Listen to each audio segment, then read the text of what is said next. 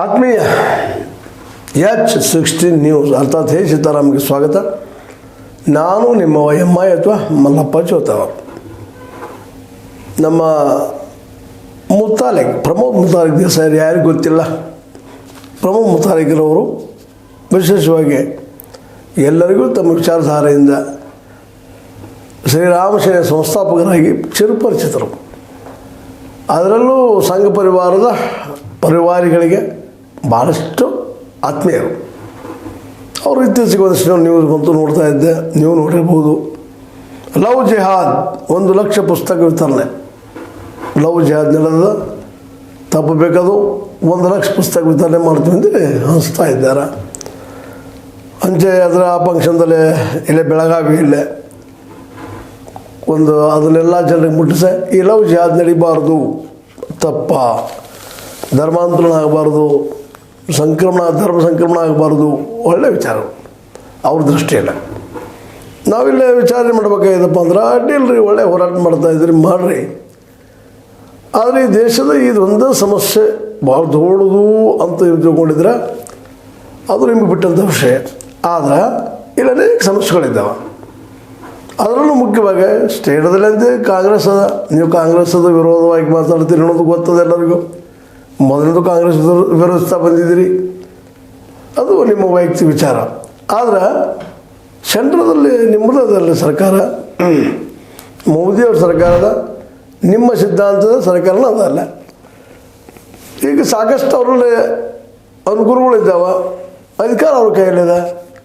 ಅವ್ರ ಕಡೆಯಿಂದ ಈ ಲವ್ ಜಿಹಾದ್ ತಡೀಲಿಕ್ಕೆ ಸಾಧ್ಯ ಆಗ್ತಾ ಇಲ್ವಾ?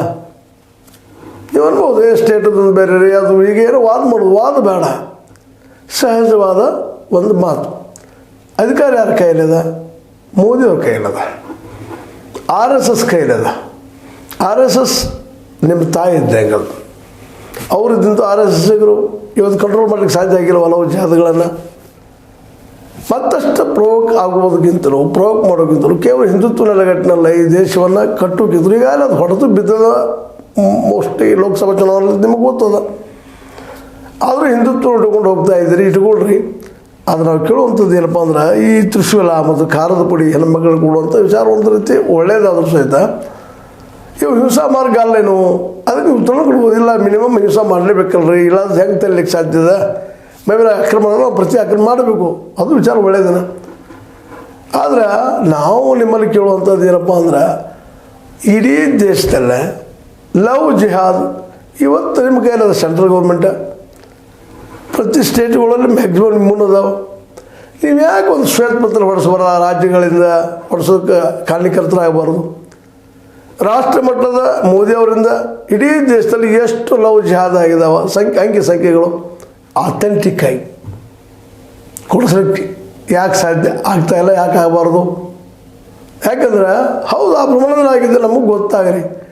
ರಿಯಲಿಸ್ಟಿಕ್ ಏನದು ಗೊತ್ತಾಗಲಿ. ಇಲ್ಲಿವರೆಗೆ ನಮ್ಮ ಮೋದಿಜಿಯವರು 2011ರಿಂದ ಇಲ್ಲಿವರೆಗೆ ಜನಗಣತಿ ಮಾಡಿಲ್ಲ. ನೀವು ಹೇಳುವಂಥ ಇದರಲ್ಲಿ ಪುಸ್ತಕ ಬರೆಯುವಂಥ ವಿಷಯಗಳು ನೋಡಿದಾಗ ನಾವು ಓದಿಲ್ಲ ಅದನ್ನು, ಸ್ಪಷ್ಟಪಡಿಸ್ಬೇಕು ಅದನ್ನು. ಯಾಕಂದ್ರೆ ಮೋಸ್ಟ್ ಪ್ರಾಬಬ್ಲಿ ಲವ್ ಜಿಹಾದ್ ಭಾಳ ಆಗಿದ್ದಾವೆ. ದೇಶದಿದ್ದು ಮುಸಲ್ಮಾನರ ದೇಶ ಆಗಲಿಕ್ಕೆ ಹೊರಟದ. ಇಂಥವೆಲ್ಲ ಮಾತುಗಳಂತ ನೀವು ಕಾಮನ್ನಾಗಿ ಮಾತಾಡ್ತೀರಿ, ವಿಶ್ಲೇಷಣೆ ಮಾಡ್ತೀರಿ. ಇದಕ್ಕೆ ಆಧಾರ ಅಂದ್ರೆ ಬಾಯಿ ಮಾತಿನ ಆಧಾರಗಳು, ಊಹಾಪೋಹದ ಆಧಾರಗಳು, ಕಾಲ್ಪನಿಕ ಆಧಾರಗಳು, ಅವುಗಳನ್ನು ನಂಬುವುದು ಹೇಗೆ ಅಂತ. ಅದಕ್ಕೆ ಅದ್ರ ಮೇಲೆ ಶ್ವೇತಪತ್ರ ಹೇಗೆ ಹೊರಡಿಸ್ಬಾರ್ದು? ಹೌದು, ದೊಡ್ಡ ದೊಡ್ಡ ಮಕ್ಕಳು ಅದಕ್ಕೆ ಆದವನಾರು ಮನೆಯಲ್ಲಿನೂ ಲವ್ ಜಿಹಾದ್ ನಡೆದ.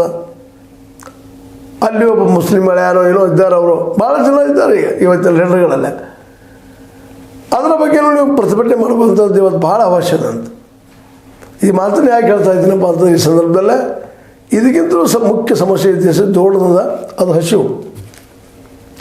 ನೀವು ಹೇಳ್ಬೋದು 5 ಕಿಲೋ ಅಕ್ಕಿ ಕೊಡ್ತಾ ಇದ್ದಾರೆ ಪ್ರತಿಯೊಬ್ಬರಿಗೆ, ಬಡವರಿಗೆ ಅಂತೇಳಿ, ಅಡ್ಡಿಲ್ಲ. ಆದರೆ 5 ಕಿಲೋ ಅಕ್ಕಿಯಿಂದ ಬದುಕು ಮುಗಿತದೇನು?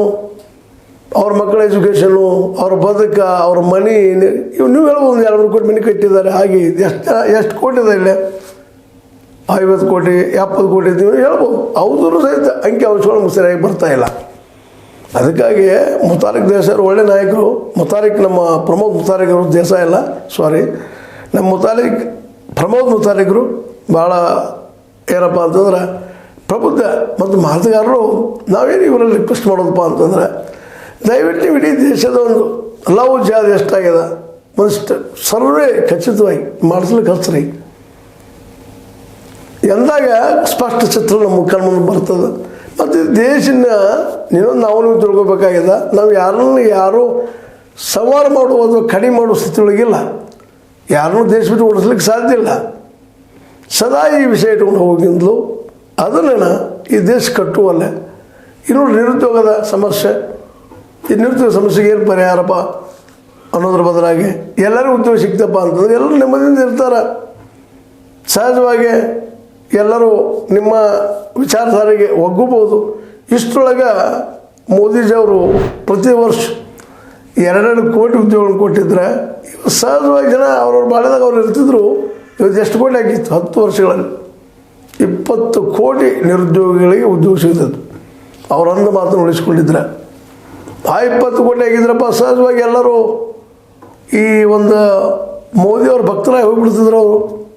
ಮತ್ತು ಇನ್ನೊಂದು ಅವ್ರು ಗಮನಿಸಬೇಕಾಗಿದ್ದೇನಪ್ಪ ಅಂದರೆ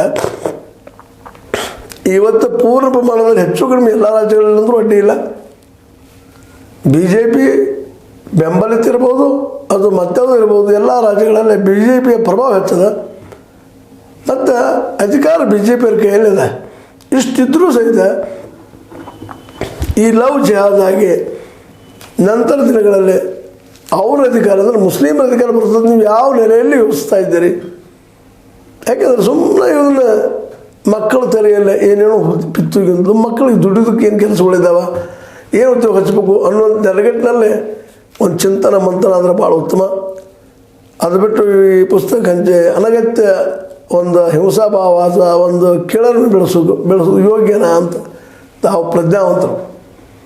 ಅದಕ್ಕಾಗಿ ನಿಮ್ಮ ವಿರೋಧ ಸಾಕಷ್ಟು ಇಲ್ಲಂತಲ್ಲ, ವಿರೋಧ ಮಾಡೋರು ಇದ್ದಾರೆ. ನಾವಿಲ್ಲಿ ಕೇಳೋದು ಇಷ್ಟ ಸಿಂಪಲ್ಲಾಗಿ, ನೀವೇನಾದರೂ ಅಂದ್ರೆ ನಮಗೆ ನಡೀತದ, ವಿಚಾರವಾದಿಗಳು ಹಂಗಿದ್ದಾರೆ ಹಿಂಗಿದ್ದಾರೆ, ನಗರ ನಕ್ಸಲೈಟ್ಸ್ ಅಂತ ಕರಿಬೋದು, ಇಂಥ ಕರಾರಿಲ್ಲ. ಆದ್ರೆ ಇಲ್ಲಿಯ ಬದುಕ ಕಟ್ಕೋಬೇಕಾಗಿದೆ ಮಕ್ಕಳಿಗೆಲ್ಲ. ಆ ದಿಶೆಯಲ್ಲಿ ಏನಾದರೂ ಯೋಚನೆ ಮಾಡಲಿಕ್ಕೆ ಸಾಧ್ಯ ಇದೆಯಾ? ನೀವು ಸತ್ಯ ನಿಮ್ಮ ವಿಚಾರ ಸತ್ಯದ ಇಟ್ಕೊಂಡು, ಆದರೆ ವಿಚಾರಗಳಿಂದಾಗಿ ಸಂಘರ್ಷ ಆಗಬಾರ್ದು, ಬದುಕ ಕಷ್ಟ ಆಗಬಾರ್ದು ಅನ್ನೋದಷ್ಟೇ ಇಲ್ಲಿ ಉದ್ದೇಶ. ಲವ್ ಅನ್ನುವಂಥದ್ದು, ಪ್ರೀತಿ ಅನ್ನುವಂಥದ್ದು ಅದು ಸಹಜ ಬರ್ತಿರುವಂಥ ಕ್ರಿಯೆ. ಅದನ್ನು ಆ ರೀತಿಯಾಗಿ ಆ ಜಿಹಾದ್ ಅನ್ನುವ ನೆಲೆಗಟ್ಟಿನಲ್ಲಿ ತಗೊಂಡು ಮತ್ತಷ್ಟು ಮನಸ್ಸುಗಳನ್ನು ದೂರ ಮಾಡೋದು ಎಷ್ಟು ಯೋಗ್ಯ ಅಂತ. ಅದಕ್ಕಿಂತಲೂ ನೀವು ಇನ್ನಷ್ಟು ಈ ದಿಶೆಯಲ್ಲಿ ಮಕ್ಕಳಿಗೆ, ಇವತ್ತೆಷ್ಟೋ ಬಡ ಮಕ್ಕಳಿಗೆ, ನಮ್ಮ ಹಿಂದೂ ಮಕ್ಕಳಲ್ಲೆಲ್ಲ ಉದ್ಯೋಗ ಅಂತ ಎಲ್ಲ ಗೊತ್ತದ ನಿಮಗೆ. ಎಷ್ಟೋ ನಿರುದ್ಯೋಗಿ ಯುವಕರು ನೀವು ಪರಿಚಯ ಇದೆ ನಿಮ್ಮ ಜೊತೆಗೆ. ನಿಮ್ಮ ಜೊತೆಗಾರ ಮಕ್ಕಳಿಗೆ ಉದ್ಯೋಗ ಕೊಡಿಸುವಂಥ ಕೆಲಸವನ್ನು ಮಾಡಿದ್ರು ಸಾಕಾಗ್ತದೆ, ಅವ್ರು ಬದುಕುವಂಥ ವ್ಯವಸ್ಥೆ ಮಾಡಿದ್ರು ಸಾಕಾಗ್ತದೆ. ಅನೇಕ ಆರೋಪಗಳ ಮೇಲೆ ಆ ಮಾತು ಬೇರೆ ಅದನ್ನಿಲ್ಲ, ಪ್ರಸ್ತಾಪ ಮಾಡಲಿಕ್ಕೆ ಹೋಗೋದಿಲ್ಲ. ಆ ಆರೋಪ ಮಾಡೋರು ಮತ್ತು ನೀವು ಮಾಡಿಸ್ಕೊಳ್ಳೋರು, ನೀವು ಬಿಟ್ಟಂಥ ವಿಷಯ ನೀವು ಅಲ್ಲಂತ ಕಳಿತೀರಿ, ಅವ್ರು ಆರೋಪ ಮಾಡ್ತಾ ಇರ್ತಾರೆ, ಅದಿರಲಿ. ಆದ್ರೆ ನಿಮ್ಮ ಜೊತೆಗಾರ ಮಕ್ಕಳಿಗೆ ಸಹ ಉದ್ಯೋಗ ಕೊಡುವಂಥ ಸಾಧ್ಯದನ, ಉದ್ಯೋಗ ಕೊಡಿಸೋಕೆ ಏನು ಮೋದಿಯವ್ರಿಗೆ ಸಾಧ್ಯದ, ಪಡೆಯಲಿ ಕರ್ನಾಟಕ ಸರ್ಕಾರದ ಏನು ಸಾಧ್ಯ, ನೀವು ಮಾಡಿಸ್ರಿ, ಹೋರಾಟ ಮಾಡಿರಿ. ಅದಕ್ಕೆ ನಮ್ಮದು ಬೆಂಬಲದ ಉದ್ಯೋಗ ಸಿಗಲಿ. ಜೊತೆಗೆ ಎಲ್ಲ ಮಕ್ಕಳಿಗೂ ಶಿಕ್ಷಣ ಸಿಗುವಂಥ ವ್ಯವಸ್ಥೆ ಬರಲಿ. ಎಲ್ಲ ಮಕ್ಕಳು ಯಾವ ಮೇಲ್ಜಾತಿ ಇರಲಿ, ಕೆಳಜಾತಿ ಇರಲಿ, ಬಡವಿರಲಿ, ಬಲ್ಲಿದಿರಲಿ, ಎಲ್ಲರಿಗೂ ಫ್ರೀ ಎಜುಕೇಷನ್, ಫ್ರೀ ಆರೋಗ್ಯ. ಈ ದಿಶೆಯಲ್ಲಿ ಈಗೇನೋ ದೆಹಲಿಯಲ್ಲಿ ಕೊಡೋ ಪ್ರಯತ್ನ ಮಾಡ್ತಾ ಇದ್ದಾರೆ ನಮ್ಮ ಮೋದಿಯವರು. ಅದು ಇನ್ನೂ ಎಲ್ಲ ಕಡೆ ಆಗಲಿ. ಈ ದಿಶೆಯಲ್ಲಿ ನಿಮ್ಮ ಮೂಮೆಂಟ್ ಅದು ಇನ್ನೂ ಭಾಳ ಉತ್ತಮ. ಈ ಲವ್ ಜಿಹಾದ್ ಭಾವನಾತ್ಮಕ ವಿಷಯಗಳನ್ನು ತೆಗೆದುಕೊಂಡ ಸಮಾಜದಲ್ಲೇ ವೈಮನಸ್ಸು ಮೂಡಿಸೋಕ್ಕಿಂತಲೂ, ಅನಗತ್ಯ ಸಮಸ್ಯೆಗಳಿಗಿಂತ ಹಾಕೋಕ್ಕಿಂತಲೂ, ಸಮಸ್ಯೆ ಹುಟ್ಟಾಕೋಕ್ಕಿಂತಲೂ ಸಾಧ್ಯ ಅಷ್ಟೇ ನಮ್ಮ ಈ ಪ್ರಮುಖ ಮುತಾಲಿಕರು ಒಳ್ಳೆಯ ಕೆಲಸಗಳನ್ನು ಮಾಡಲಿ ಅನ್ನೋದು ನಾವು ಈ ಸಂದರ್ಭದಲ್ಲಿ ಒಂದು ನಮ್ಮ ಅಭಿಪ್ರಾಯ. ಅವ್ರು ಮಾಡ್ತಾರೋ ಇಲ್ಲೋ ಬೇರೆ ವಿಷಯ, ಅವ್ರು ಮಾಡ್ತಾರೆ ಅನ್ನೋದು ನಾವು ಇಲ್ಲೋ ನೋಡಿದಂಥ ವಿಷಯ ವಿಚಾರ ಮಾಡಿದಾಗ ಮೋಸ್ಟ್ಲಿ ಮಾಡಲಿಕ್ಕಿಲ್ಲ ಅಂತ ಅನ್ನಿಸ್ತದೆ. ಬಟ್ ಬದಲಾದರೂ ಆಗ್ಬೋದಲ್ಲ. ಅದಕ್ಕೆ ನಾವಿಲ್ಲಿ ಏನು ಅಂತ ವಿಷಯಪ್ಪ ಅಂದರೆ, ಕೇವಲ ಈ ಒಂದು ಲವ್ ಜಿಹಾದು ಮತ್ತೊಂದು ಒಂದು ಪ್ರಚೋದನಕಾರಿಯಾದಂಥ ವಿಷಯಗಳನ್ನ ಚರ್ಚೆ ಮಾಡೋಕ್ಕಿಂತಲೂ ಹಸಿವಿಗೆ ಉದ್ಯೋಗಕ್ಕೆ ಪರಿಹಾರ ಹುಡುಕುವಂಥ ಕೆಲಸವನ್ನು ನಿಮ್ಮ ಜನರಿಂದ ಮಾಡಿಸೋದಕ್ಕೆ ಇವತ್ತು ಸಾಧ್ಯ ಅದ. ಯಾಕಂದ್ರೆ ನಿಮ್ಮ ವಿಚಾರಧಾರೆಯ ಮನುಷ್ಯರು ಇವತ್ತು ಪ್ರಧಾನಿ ಇದ್ದಾರೆ, ಅನೇಕ ರಾಜ್ಯಗಳಲ್ಲಿ ಮುಖ್ಯಮಂತ್ರಿಗಳಿದ್ದಾರೆ. ಅವ್ರ ಕಡೆಯಿಂದ ಈ ಕೆಲಸ ಮಾಡಿಸಿದರೆ ಸಹಜವಾಗಿ ಇಂಥ ವಿಷಯಗಳು ಏನದಾವ ಲವ್ ಜಿಹಾದಂಥ ವಿಷಯಗಳು ಕಡಿಮೆ ಆಗ್ತಾ ಹೋಗ್ತಾವ. ಯಾಕಪ್ಪ ಅಂದ್ರೆ ಲವ್ ಅನ್ನುವಂಥದ್ದು ಯಾರು ಒತ್ತಿ ಹಾಕುವಂಥದ್ದಲ್ಲ, ಅನ್ನೋದು ನಿಮಗೆ ಗೊತ್ತಿದ್ದ ವಿಷಯ ಅಂತ ತಿಳ್ಕೊಳ್ದು ನಾವು. ಅದೇನೂ ಇರಲಿ, ಒಟ್ಟಾರೆಯಾಗಿ ಮುತಾಲಿಕ್, ನಮ್ಮ ಪ್ರಮೋದ್ ಮುತಾಲಿಕ್ ಇವರು ಒಬ್ಬ ಏನಪ್ಪ ಅಂದ್ರೆ ಎಲ್ಲರನ್ನೂ ತೆಗೆದುಕೊಂಡು ಹೋಗುವಂಥ ಒಬ್ಬ ನಾಯಕರಾಗಲಿ ಅನ್ನೋದು ಬಯಕೆ. ಆ ಬಯಕೆ ಈಡೇರಲಿ ಅಂತ ಹೇಳ್ತಾ, ಜೊತೆಗೆ ಇಂಥ ವಿಚಾರಗಳಿಗಿಂತಲೂ ಈ ಲಕ್ಷ್ಯ ಪುಸ್ತಕ ಹಂಚೋದಕ್ಕಿಂತಲೂ ಉದ್ಯೋಗಗಳನ್ನ ಯಾವ ರೀತಿ ಸೃಷ್ಟಿ ಮಾಡಬೇಕು ಅನ್ನೋದಕ್ಕಾಗಿ ಚರ್ಚೆ ಚಿಂತನೆ ಮತ್ತು ನಡೀಲಿ ಈ ದೇಶದಲ್ಲಿ ಅಂತ ಹೇಳ್ತಾ, ಲೈಕ್ ಮಾಡಿ, ಶೇರ್ ಮಾಡಿ, ಕಮೆಂಟ್ ಮಾಡಿ, ಜೊತೆ ಸಬ್ಸ್ಕ್ರೈಬ್ ನಿಲ್ಲಿಸ್ಲಿಕ್ಕೆ ಹೋಗ್ಬಾರ್ದು. H16 ನ್ಯೂಸ್, ಇದು ಸತ್ಯದ ಕೈಗಳಲ್ಲಿ ವಂದನೆಗಳು.